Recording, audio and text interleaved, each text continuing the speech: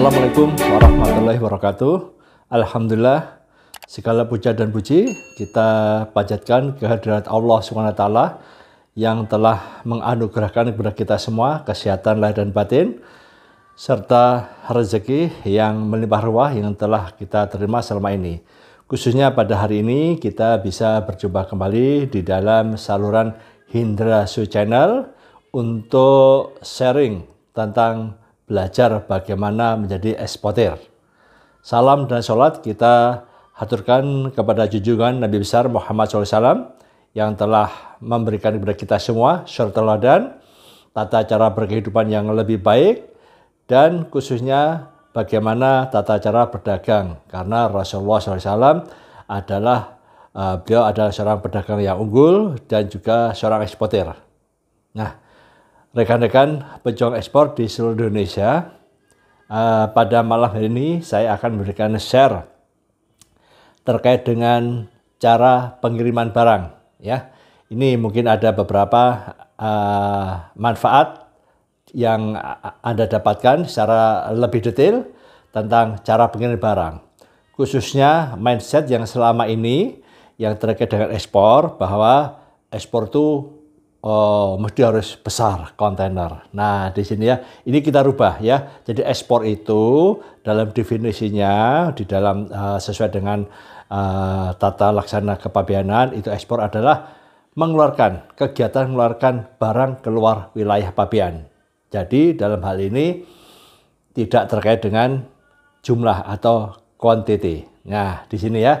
Jadi nanti akan saya jelaskan, mungkin ada 3 tahap di dalam cara pengiriman barang. Semoga sesi yang pertama terkait dengan cara pengiriman barang ini Anda bisa manfaatkan sebaik-baiknya ya. Oke, sekarang saya akan bahas mengenai cara pengiriman barang yang ekspor ya. Bisa ekspor ataupun bisa sampel ya. Di sini ya ada 3 cara dalam cara pengiriman barang.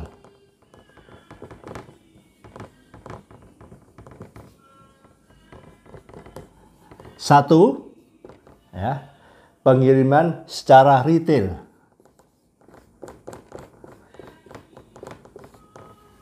Ya, retail ini bisa digunakan untuk karakter produk-produk yang memang dijual secara retail, atau juga sampel produk ya. Di sini ya, retail. Yang kedua adalah LCL ya, LCL,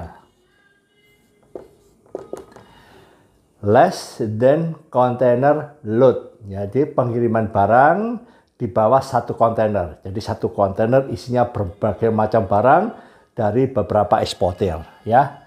Less than container load ini istilah-istilah ini harus Anda pahami dengan baik.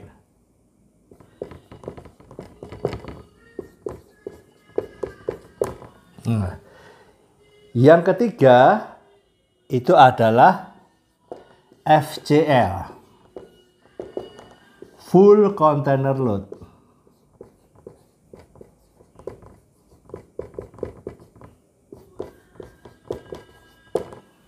Nah, ya. Jadi di dalam pengiriman barang ekspor itu ada 3 cara pengiriman. 1, pengiriman secara retail, kedua LCL, less than container load, dan yang ketiga adalah full container load ya, 1 kontainer penuh. Nah, di sini ya.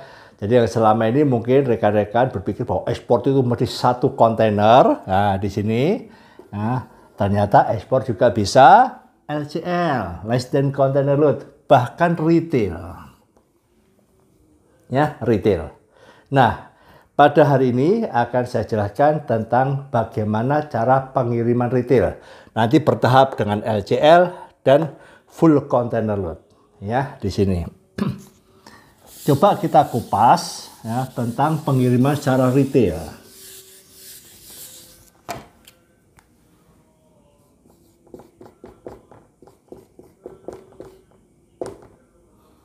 Retail, pengiriman retail ini ada 2 ya. Ada 2 kategori produk Anda ya. Bisa jadi produk Anda memang ekspor langsung tetapi memang secara retail, ya. Retail. Jadi memang ada jewelry langsung dikirim 1 pieces atau baju 2 pieces ya. Jadi memang ada jualan retail produknya ya. Jadi sesuai dengan karakter produk Anda. Kalau karakter produk Anda itu tidak bisa dijual secara kontainer, misalkan Anda craft yang handmade dan sebagainya, waduh, kalau 1 kontainer kan berat. Jadi itu bisa dijual dengan retail. Nah, di sini ya. Jadi memang produk retail. Yang kedua, itu produk Anda itu bisa dijual 1 kontainer dan yang Anda kirim itu adalah sampel produk. Nah, ini ya. Ada 2 sampel produk.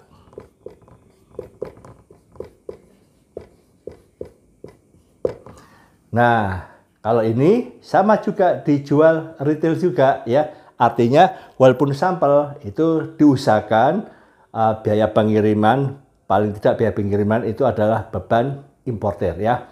Karena lumayan mahal retail ini ya. Nah, di sini produk retail sama sampel produk. Ini Anda jual secara retail. Ya, jadi Anda tidak perlu bingung. Jadi kalau ekspor enggak, Pak, dokumennya Pak, enggak pakai dokumen. Ya, enggak usah pakai dokumen ya. Ini paling mudah ya. Yang penting nilainya ya. Jadi ekspor itu jangan berpikir terus rumit, kontainer, terus ada dokumen-dokumen yang disiapkan. Nah, di sini ya. Kalau memang cuma kirim selesai, ya udah itu ada ekspor. Memang karena produk Anda seperti itu ya di situ. Nah, ini ada beberapa kendala di dalam retail ini ya yang terjadi ya. Apa yang kendalanya khususnya adalah terkait dengan cost ya, courier charge.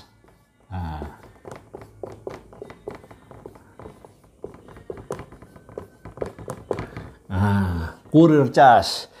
Rekan-rekan kadang-kadang itu curhat, Pak, biaya kirim sama produknya lebih mahal biaya kirimnya, Pak.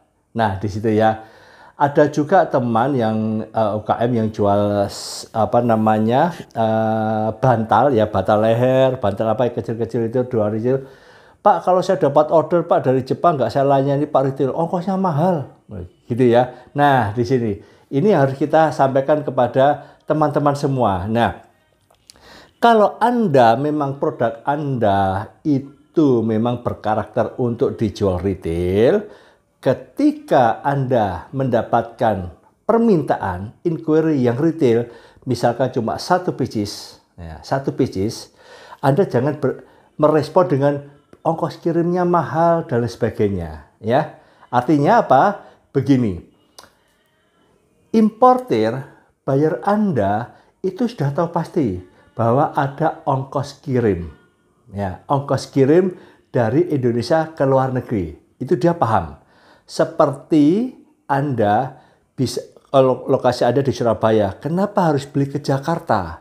Padahal di Surabaya mungkin ada. Nah, karena kalau di Jakarta ongkos kirimnya juga ada. Nah, Anda paham, mungkin di Jakarta lebih baik kualitasnya, ya kan?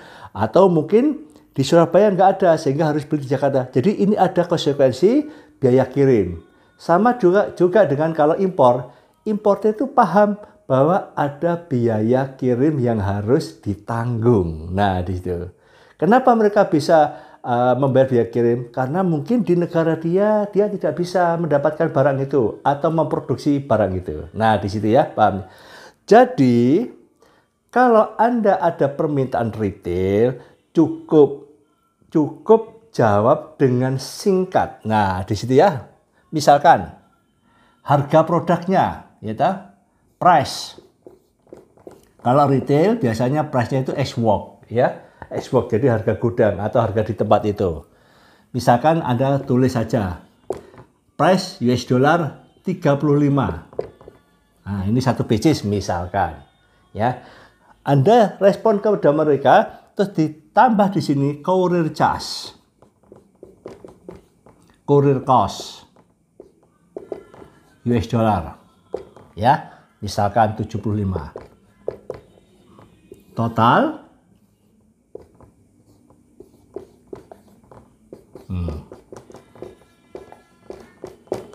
Jadi cukup ini, Anda sampaikan kepada calon customer Anda. Jangan Anda tambahi, wah ongkos kirimnya mahal loh.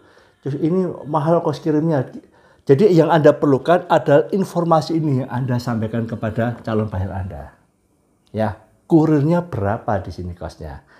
Langsung Anda bikin tagihan kepada mereka, performa invoice, harga sekian, kurir sekian, paid by sekian. Terus nanti dikasih nomor rekening Anda. Nah, di situ ya. Jadi kalau ada permintaan di situ. Nah, bagaimana kurirnya ini? Nah, ini juga teman-teman UKM sering share di mana biaya kurir yang murah untuk retail dan sebagainya. Biasanya di grup-grup WhatsApp, di grup-grup komunitas bisnis, ini saling berbagi informasi kurir-kurir yang murah. Nah, jadi tugas Anda adalah salah satunya adalah mencari informasi kurir. Ya, informasi kurir.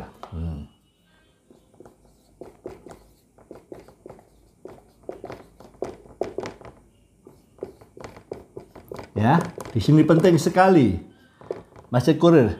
Apa yang perlu Anda sampaikan? Satu, ya, kosnya. Ya, kosnya. Biayanya berapa? Ini penting. Jadi nanti kalau Anda sudah dapatkan order, Anda cepat merespon untuk kos yang terendah. Yang kedua adalah prosedurnya. Ya. Kenapa kok ada prosedur? Nah, nanti saya jelaskan ya. Prosedur kirimnya. Prosedur kirim ini terkait dengan produk Anda yang Anda kirim. Produk ya, produk atau biasanya produk ya, ini terkait. Jadi prosedurnya ada. Jadi Anda harus tanya seperti ini. Jadi sebelum Anda melakukan promosi, inquiry atau ada komunikasi bisnis, Anda harus dapatkan informasi terkait dengan kurir. Nah ya, contoh kurir macam-macam ya, banyak ya, ada DSL, FedEx, ya banyak. Kemudian TNT, EMS, ya EMS itu kantor pos ya. Nah, kantor pos. Kemudian apa misalkan? Yang lainnya banyak, Aramex. Terus kemudian dan lain-lain ya, banyak. Anda cari informasi sebanyak-banyaknya ya. Ini apa? Terkait dengan kos. Ya, cari yang terbaik, cari yang murah ya. Bagaimanapun pembeli itu senang murah. Juga terkait dengan servis, berapa lama pengirimannya. Nah, di situ ya. Ini ya. Jadi Anda mulai searching EMS, kurir-kurir untuk mencari informasi tentang biaya itu. Ya, jangan sampai customer tanya, Anda baru cari-cari lama jawabnya gitu ya. Jadi Anda segera dapatkan informasi tentang kos secepat-cepatnya. Karena kalau ada pembelian, Anda langsung bisa jawab biaya kirimnya sekian untuk ditagihkan kepada calon customer. Nah, yang kedua prosedur kirimnya. Nah, ini ya. Ini saya jelaskan. Retail itu simple sebetulnya ya, simple pengirimannya ya. Retail. Anda tinggal kirim barangnya ke kurir, DSL, TNT, kemudian FedEx, terus kemudian EMS. Nah ya, dari di sini nanti langsung masuk ke importer. Ini yang disebut door to door ya, importer. Nah, simpel. Jadi Anda cukup taruh kirim barang Anda ke EMS, DL, kirim langsung ya. Di situ ya. Ini simpel sekali. Pak, bagaimana dokumennya? Nah, apakah perlu dokumen? Nah, ini ada dua ya. Ada dua terkait dengan karakter produk Anda, kategori produk Anda. Dari produk ya. Nah, ada produk-produk yang tidak memerlukan dokumen khusus ya. Jadi Anda tinggal kirim kepada mereka, kepada kurir ini langsung kirim. Biasanya juga cuma ditanya berapa nilai barang ini. Nah, di situ ya. Misalkan ada di MS ditanya berapa nilainya, sekian ratus ribu, sekian ratus sekian juta, gitu aja ya di sini ya, di situ ya. Nah, di sini Anda tergantung. Tetapi kalau produk-produk Anda terkait dengan komoditi ya, misalkan yang biji-bijian, contoh ya, biji-bijian dan tumbuh-tumbuhan seperti kopi. Nah, di sini kopi itu harus ada karantina. Nah, di sini ya. Jadi, kalau untuk produk-produk biasa, ini Anda tanyakan. Makanya Anda cari informasi terlebih dahulu. Pak, saya kalau mau kirim makanan, prosedurnya bagaimana? Nah, di situ ya. Sehingga nanti kalau enggak langsung aja bebas itu ya. Itu. Kemudian Pak, saya kalau mau ngirim kopi, bagaimana persyaratannya? Oh, harus ada karantina. Nah, di informasi awal ini Anda gunakan supaya Anda tidak salah melakukan kalkulasi ongkos biaya kirim. Anda sudah kirim biaya kirimnya, ternyata ada tambahan biaya-biaya yang lain. Nah, ini yang Anda bisa rugi. Nah, di situ ya.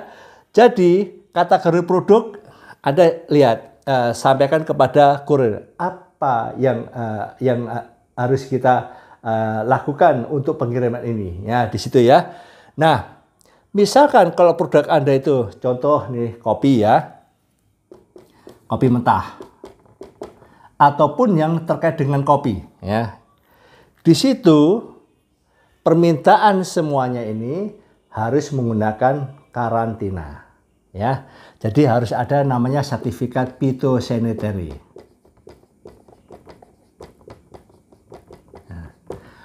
Selain kopi apa?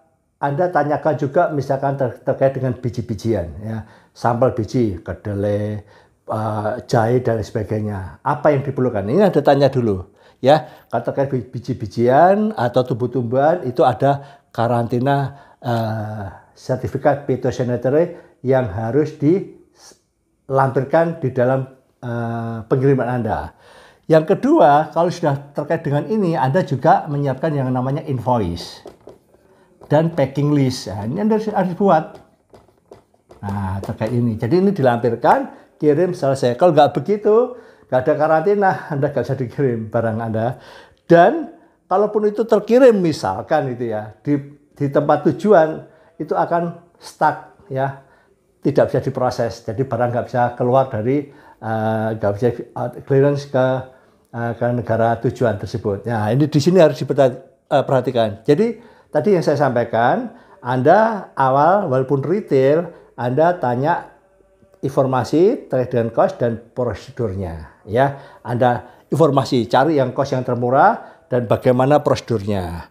Nah, tadi ini ya. Jadi ini terkait dengan produk Anda, ada yang bisa langsung kirim, ada melalui proses karantina juga.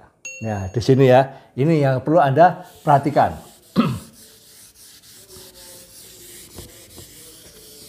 Semoga ini Anda paham ya. Jadi ada dokumen yang dibutuhkan. Satu, untuk yang biji-bijian, tumbuh-tumbuhan ya, invoice. Kemudian packing list. Dan phytosanitary certificate. Nah, ya, di sini ini untuk yang pengiriman kategori tumbuh-tumbuhan dan biji-bijian. Nah, di sini ya kopi, jahe dan lain sebagainya. Nah, ini harus Anda siapkan. Walaupun itu pengiriman cuma 1 kilo, ya. 1 kilo 500 gram. Kalau Anda muncul kata-kata barang tersebut, langsung diminta dokumentasinya. Nah, bahkan khusus untuk kopi, karena kopi ini adalah barang yang dibatasi ekspornya, maka diperlukan dokumen tambahan. Selain karantina, phytosanitary, ada kurir seperti DSL, TNT, FedEx itu minta yang namanya ETK, surat pengakuan sebagai eksportir terdaftar kopi. Nah, di sini ya. Ini Anda harus ngurus. Ya, ngurus ETK dulu. Walaupun Anda mau ngirim 1 kilo kopi ya. Ini pengalaman saya pertama kali waktu pecah telur ngirim kopi cuma 20 kilo ke Rusia. Ini saya nggak punya waktu itu namanya EKS ya. Tetapi waktu itu saya udah coba ke DSL, nggak bisa memang. Dan barang itu dibongkar isinya kopi. Bapak ada surat ekspor kopinya? Nah di sini nggak ada. Waduh, coba bayangkan kita mau ngirim 1 kilo aja nggak bisa. Apalagi kalau 1 kontainer. Ini membuat performa perusahaan kita itu bisa bahaya. Oleh karena itu saya terus cari kurir. Akhirnya ketemulah EMS waktu itu yang masih tidak seketat sekarang ya. EMS waktu itu saya kirim 10 kilo dulu. Ternyata cuma ditanya berapa harganya, sekian juta. Kirim. Shipment kedua juga begitu lancar. Nah, cuma yang sekarang ini harus ada karantina phytosanitary certificate. Nah, di situ ya untuk kopi. Nah, di sini Anda pun bisa ke EMS. Nah, di EMS ini ada juga yang mereka tidak membutuhkan ETK, tapi ada karantina di sini ya, karantina. Nah, di sini ya. Ini untuk kopi. Ini pengalaman saya untuk yang kirim sampel kopi 1 kilo. Nah, di situ ya. Nah, lupa bagaimana ngurus karantinanya ini. Nah, di sini ini ada proses lagi ya. Ini coba kirim 1 kilo ini ya, belum 1 kontainer. Kadang-kadang lebih rumit yang retail kalau terkait dengan sampel-sampel ini ya. Beda dengan produk-produk yang memang kategorinya memang retail ya. Craft, kemudian bantal, fashion, baju-baju batik di situ ya, langsung kirim aja. Tapi kalau untuk yang terkait dengan tumbuh-tumbuhan ini kadang-kadang ribet gitu ya. Tapi mau nggak mau ini harus kita jalankan. Nah di situ ya karantina. Nah nanti akan saya jelaskan lagi bagaimana proses mendapatkan phytosanitary. Tetapi ada jalan pintas. Ada jalan pintas ya. Nanti saya jelaskan tentang ini kan panjang. Bagaimana ngurus phytosanitary certificate itu. Ada kalau Anda memang harus mengirim contohnya kopi 1 kilo, 2 kilo, 3 kilo dan harus ada karantinanya. Pengalaman kami DHL, TNT ini juga bisa membantu menguruskan. Ya, ada biayanya 150.000 ya, karena diuruskan. Kalau ngurus sendiri murah sih.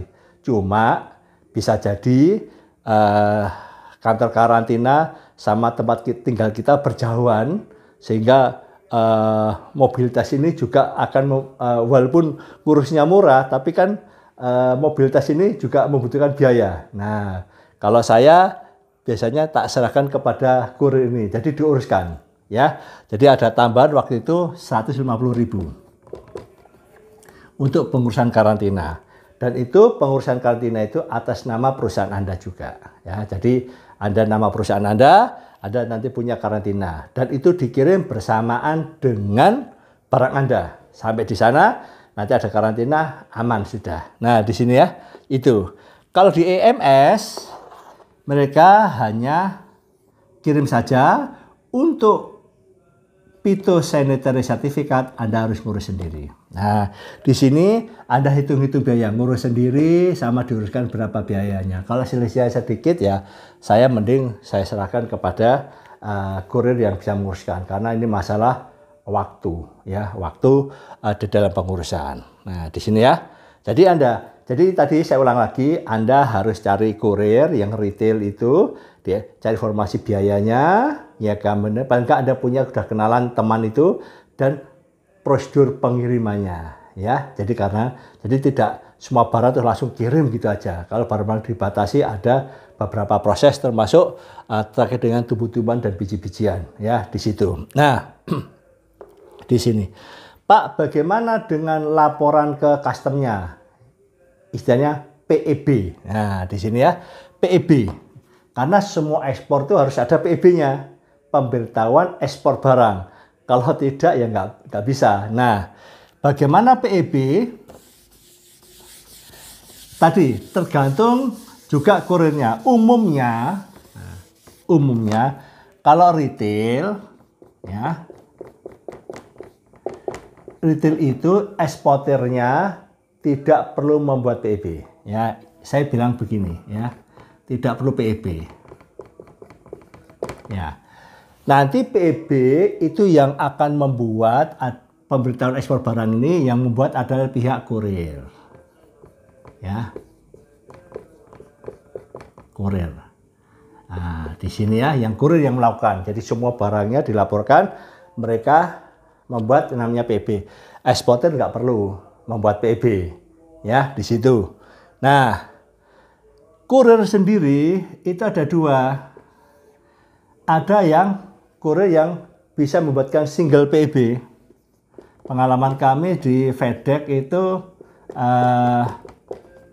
ada yang umum. Jadi mereka langsung membuat PEB untuk seluruhnya. Tetapi kami waktu kirim contoh kopi ke Korea itu kurir kami membuatkan single PEB atas perusahaan kami. Jadi ada PEB tersendiri, itu namanya single PEB. Nah, di situ kita juga ada biayanya. Saya lupa biayanya ini berapa ya, mungkin 150.000 juga ya di situ ya. Ya, di situ. Jadi selain biaya kurir itu ada tambahan-tambahan dokumen. Makanya dari awal Anda harus paham menanyakan supaya jangan sampai kurnya sekian, begitu dikirim ternyata ada dokumen tambahannya, karantina dan sebagainya. Waduh, rugi saya di situ ya. Di situ ya. Makanya lebih awal Anda harus mencari informasi detail terkait dengan cara pengiriman barang, khususnya informasi di kurir itu. Ini tadi kita bahas mengenai retail. Ya. Pak, retail itu berapa sih kapasitasnya? Nah, ini ada beberapa macam. Ada importer yang tanya, Anda bisa kirim berapa sampel? Gitu ya. Biasanya kalau kita sudah siap bisa lakukan seperti itu ya, 1 kilo, 2 kilo, 8 kilo gitu ya, bahkan 60 kilo seperti yang pernah kami kirimkan. Tetapi ada juga yang 1 kilo, 2 kilo, 3 kilo. Nah, di sini cost-nya Anda sampaikan ke customer welcome, tinggal kirim. Ya, di situ ya. Jadi ini tergantung ya. Tapi kalau sudah pakai barang sudah 1 ton, 1 kubik, nah ini udah nggak retail. Nanti akan saya bahas mengenai prosedur pengiriman dengan menggunakan LCL, Less Than Container Load. Nah, ya. Nah, semoga informasi tentang cara pengiriman barang khususnya retail Anda bisa pahami. Pesan saya, Anda mencari informasi kurir terkait dengan biaya dan prosedur pengirimannya. Semoga Anda tidak ada beban lagi terkait dengan cost operasionalnya. Nah, demikian dari saya. Semoga apa yang saya sampaikan ini bermanfaat kepada Anda semua. Dan silahkan kalau masih ada yang kurang jelas, silahkan berkonsultasi, tanya ke kami, via langsung komentar ataupun pakai WhatsApp. Saya sangat senang. Semoga saya juga bisa memberikan kontribusi kepada Anda untuk bisa bersemangat untuk menjadi eksportir. Ya. Demikian dari saya tutup dengan doa penutup majelis. Subhanakallahumma wa bihamdika asyhadu alla ilaha illa anta astaghfiruka wa atubu ilaih. Wassalamualaikum warahmatullahi wabarakatuh.